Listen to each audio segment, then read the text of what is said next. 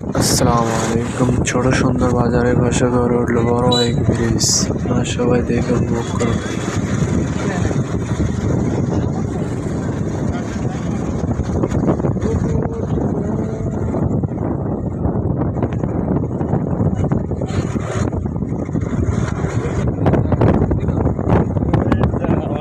বাতাস